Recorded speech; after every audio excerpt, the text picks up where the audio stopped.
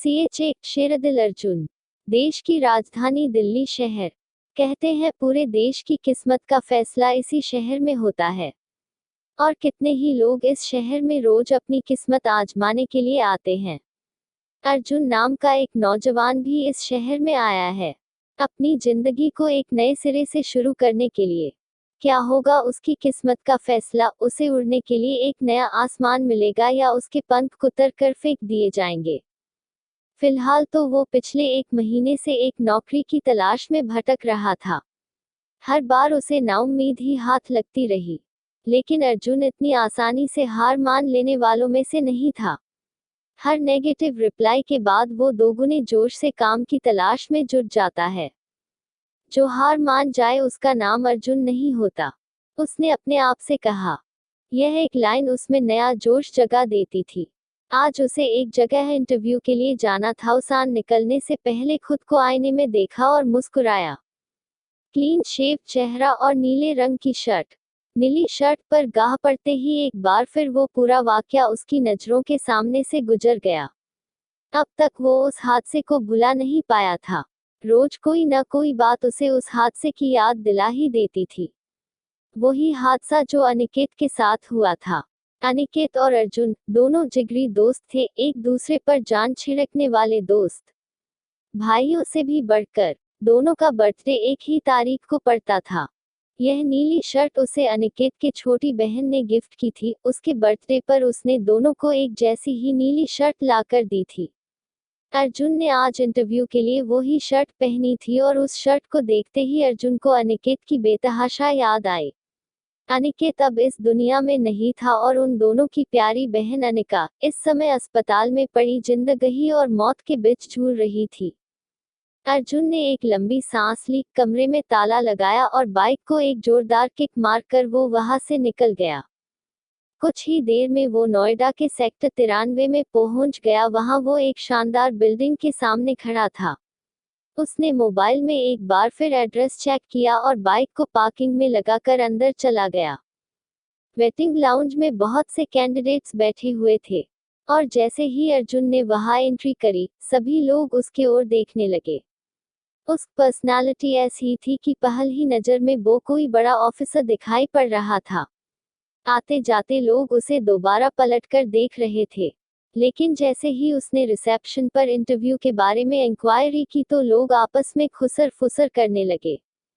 यह तो शक्ल से बहुत पढ़ा लिखा और काबिल दिखाई देता है, इसको ही ये नौकरी मिलेगी।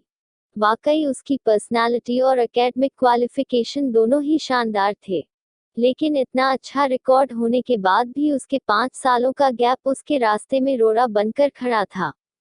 कॉलेज छोड़ने के 5 सालों तक अर्जुन कहाँ था, किसी को भी पता नहीं था।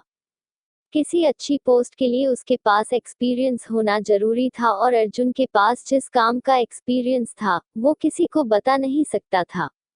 देवाशिष ने एक बार फिर अर्जुन के चेहरे पर एक नजर डाली और कहा, आप वहां वेट कीजिए, थोड़ी देर बाद इंदर के लिए आपको बुला लिया जाएगा।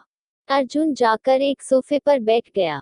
उसके दिमाग में तनाव और दर्द का तूफान था, लेकिन उसके चेहरे से कोई यह समझ नहीं सकता था कि वो इस समय किस हालत से गुजर रहा है। हर सिचुएशन में शांत रहना ही तो सिखाया गया था उसकी ट्रेनिंग में। वो आर्मी के सीक्रेट सर्विस फोर्स में अपने बैच का बेस्ट कैंडिडेट था। शेरदिल बुलाते थे उसे। उसके सीनियर्स उसकी बहादुरी की मिसाल दिया करते थे और उसके साथी उसके जैसा बनने की कोशिश करते थे। लेकिन एक पल में उसकी जिंदगी पूरी तरह से बदल गई थी। वो आज तक इस सच को कबूल नहीं कर पा रहा था कि उसे एक झटके में नौकरी से निकाल दिया गया था। अर्जुन ने अपनी जिंदगी के बेशकीमती 5 साल जिस सपने के लिए कुर्बान कर दिए थे वो एक झटके में टूट चुका था। अपने बेस्ट कैंडिडेट शेरदिल अर्जुन को यह कहकर निकाला गया था कि वो आर्मी में रहने लायक नहीं रहा। सच सर्विस में जाने के लिए उसने जी जान से मेहनत की। धीरे 5 साल की कठिन ट्रेनिंग और उसके बाद देश की सेवा करने का जज्बा अर्जुन के खून में बहता था। गुस्से और जुनून की एक जलती हुई लहर उसके सिर से पैर तक दौड़ रही थी। लेकिन फिलहाल उसे काम की जरूरत थी, उसे पैसे की जरूरत थी, वरना अनिकेत से किया वादा वो कैसे पूरा करेगा। अनिकेत ने उसके सामने दम तोड़ा था और अर्जुन ने उससे वादा किया था कि वो अनिका का ख्याल रखेगा, उसका इलाज करवाएगा। आज चाहे कुछ भी हो जाए, मैं ये नौकरी लेकर ही रहूंगा। उसने अपने मन में एक बार फिर अपना फैसला दोहराया। लगभग 1 घंटे बाद रिसेप्शनिस्ट ने आकर कहा, मिस्टर अर्जुन प्रताप सिंह, आपको अंदर बुलाया गया है। थैंक यू, अर्जुन ने कहा और उठकर अंदर चला गया। उसने सोचा था इतनी बड़ी कंपनी में इंटरव्यू के लिए आया है तो अंदर कोई इंटरव्यू पैनल होगा जहां उससे लंबे चौड़े सवाल पूछे जाएंगे, लेकिन वो तो सिर्फ एक खूबसूरत सी लड़की बैठी हुई थी। अर्जुन को एक और झटका लगा और उसके मुंह से निकला, था तुम कहाँ? लड़की ने अपना चश्मा उतारकर सामने रखी टेबल पर रखते हुए कहा, बैठिए मिस्टर अर्जुन, और अपने बारे में कुछ बताइए। मेघा ने एकदम सपाट लहजे में ये बात कह दी। उसकी ही आवाज में फॉर्मेलिटी थी। यह देखकर अर्जुन थोड़ा सकपका गया और तुरंत अपने हाथ में पकड़ा हुआ फाइल फोल्डर मेघा के सामने रख दिया और थैंक यू कहता हुआ कुर्सी पर बैठ गया। कुर्सी पर बैठते ही अर्जुन को लगा जैसे वो वक्त में 5 साल पीछे चला गया हो। दुबली पतली सी दिखने वाली मेघा आज एक कॉन्फिडेंट करियर वुमन में बदल चुकी थी। मेघा उसका पहला प्यार ना सही मगर उसकी पहली गर्लफ्रेंड जरूर थी। वैसे तो अर्जुन कॉलेज में बहुत सी लड़कियों का क्रश था, लेकिन मेघा तो अर्जुन के लिए दीवानी थी। उस समय सभी मेघा को चिढ़ाते थे, यदि कभी अर्जुन ने तुझसे ब्रेकअप कर लिया तो क्या होगा? ऐसा कभी नहीं, मेघा इतरा कर कहती थी। लेकिन एक दिन लोगों की कही बात सच साबित हो गई। मेघा को छोड़कर अर्जुन अचानक से गायब हो गया। कॉलेज तो क्यारे शहर में किसी को पता नहीं था कि वो आखिर कहाँ गया। मेघा के केबिन में बैठा हुआ अर्जुन उसको देखते हुए यही सब सोच रहा था, कितना बदल गई है। नहीं, ये मेरी मेघा नहीं। मेघा ने उसके फोल्डर को एक नज़र देखे बिना ही एक और फेंक दिया और उसी तरह सीधी आवाज में बोली, मिस्टर अर्जुन, जिस पोस्ट के लिए इंटरव्यू देने आप आए थे उस पर तो किसी और को पहले ही चुन लिया गया है। फिर भी आपके क्रेडेंशियल्स हमने नोट कर लिए हैं। आगे कभी जरूरत हुई तो आपको बुला लिया जाएगा। यहाँ भी अर्जुन के हाथ निराशा ही लगी। उसने कहना चाहा, लेकिन मैं anyway thank you so much. Arjun कुछ और कह ही नहीं पाया। अभी वो उठकर जाने ही वाला था कि दरवाजा खोलकर एक आदमी केबिन में दाखिल हुआ। ठीक उसी समय अर्जुन अपनी कुर्सी से उठा था और बाहर जाने के लिए मुड़ा। तभी अंदर आए उस आदमी के साथ अर्जुन की टक्कर हो गई। सूट वाला वो आदमी गुस्से से चिल्लाया, व्हाट थे? मैं एक नज़र उसे देखा और कहा, I am really sorry sir. ऐसा लग रहा था जैसे वो पहले से ही किसी बात पर भड़का हुआ था। कैसे कैसे लोग चले आते हैं, ठीक से दिखाई भी नहीं देता। कौन है यह मेघा? और यहाँ क्या कर रहा है? उसने मेघा की ओर देखा। मेघा ने बात संभालते हुए कहा, ये मिस्टर अर्जुन है, मिस्टर यश। असल में ये इंटरव्यू के लिए यहाँ आए थे। मिस्टर अर्जुन, ये है सिटी हेड मिस्टर यशवर्धन। अच्छा, तो इंटरव्यू नहीं लिया तुमने? यश ने पूछा तो अर्जुन के बढ़ते कदम थम गए। मेघा बोली, उस पोस्ट पर पहले ही किसी को चुन लिया गया है। अर्जुन की तरफ घूरते हुए यश ने कहा, तो ईशा मैम के बॉडीगार्ड की पोस्ट के लिए ही इंटरव्यू ले लो। दिमाग वाला काम तो इनसे होगा नहीं। अर्जुन को यह सुनाकर बेइज्जत महसूस कराना चाहता था। उसे संसो तो आया, लेकिन अनिका का चेहरा भी साथ में योका गया। इसलिए उसने अपने आप को काबू में रखते हुए अपने आप से कहा, यह वक्त गुस्सा करने का नहीं है अर्जुन। अक्ल से काम लो, यदि कल तक पैसे इकट्ठे नहीं हुए तो। उसने यशवर्धन से कहा, सर मैं कोई भी काम कर लूंगा। मेघा फटी आंखों से उसे देखती रह गई। उसे समझ में नहीं आ रहा था कि आखिर अर्जुन की ऐसी क्या मजबूरी है। यशवर्धन जोर से हंसा, हा हा हा, ठीक है फिर, अभी तुम्हारा इंटरव्यू ले लेता हूँ। इतना कहकर उसने एक फोन घुमाया और कुछ ही देर में 4 लंबे चौड़े बाउंसर वहां आ गए। यश ने अर्जुन से कहा, यदि तुमने इन चारों को हरा दिया तो अभी के अभी तुम्हारा अपॉइंटमेंट लेटर तुम्हारे हाथ में होगा। लेकिन सर, मेघा ने कुछ कहना चाहा तो यश ने इशारे से मना कर दिया। उसने अर्जुन की ओर इशारा करते हुए बाउंसर्स से कहा, ये ईशा मैथ्स के बॉडीगार्ड की पोस्ट के लिए अप्लाई कर रहे हैं। जन को जांच परख तो लो ये काबिल है या नहीं। दे चारों अर्जुन को देखकर थोड़ा मुस्कुराए और उसे अपने पीछे आने का इशारा करके निकल गए। ऑफिस बड़ी सी बिल्डिंग के बाहर ही एक लंबा चौड़ा लॉन था।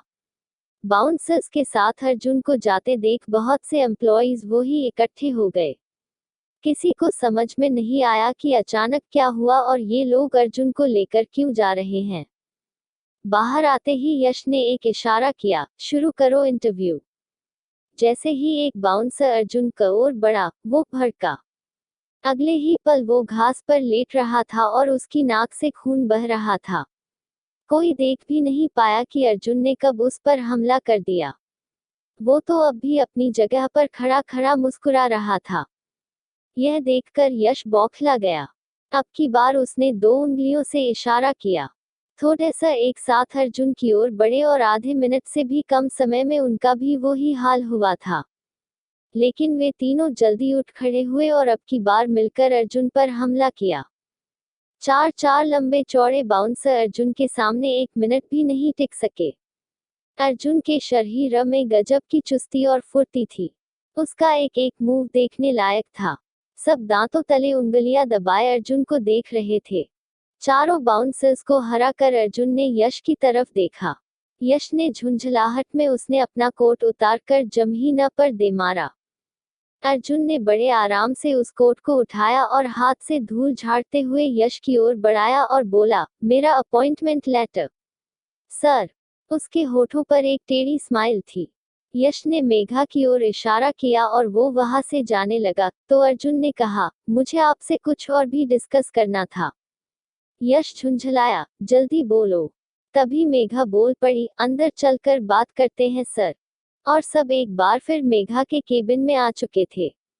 अब अर्जुन वर्षवर्धन के ठीक सामने बैठा था। उसकी आंखों आंखें डालकर अर्जुन ने कहा, आपने मेरा टेस्ट ले लिया है और मैं उसमें कामयाब रहा। जाहिर है अब मैं इस पोस्ट के लायक हूँ। यश ने चिढ़कर कहा, मुद्दे की बात करो।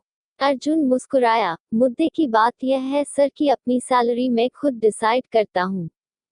यह सुनकर यश जोर से हंस पड़ा।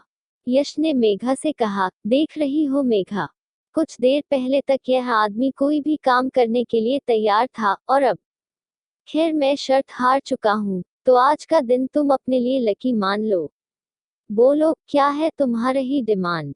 यश ने लापरवाही भरे अंदाज में कहा। लेकिन जब अर्जुन ने अपनी डिमांड बताई तो यशवर्धन का मुंह खुला का खुला रह गया। वो बोला, एक बार फिर से कहो, क्या कहा अभी अभी तुमने? अर्जुन उसी तरह कड़क आवाज में बोला, मुझे 10 लाख रुपए चाहिए, वो भी एडवांस। इस चीख पड़ा था, तुम्हारा दिमाग तो ठिकाने पर है ना? अर्जुन ने कहा, दिमाग भी ठिकाने पर है और सारे दांव भी। नमूना तो आपने अभी देख ही लिया था। 10 लाख रुपए, यह रकम एक बॉडीगार्ड की सैलरी के हिसाब से सच में बहुत ज्यादा थी। क्यों चाहिए थी अर्जुन को इतनी बड़ी रकम? क्या ईशा मैडम उसकी ये डिमांड मान लेगी?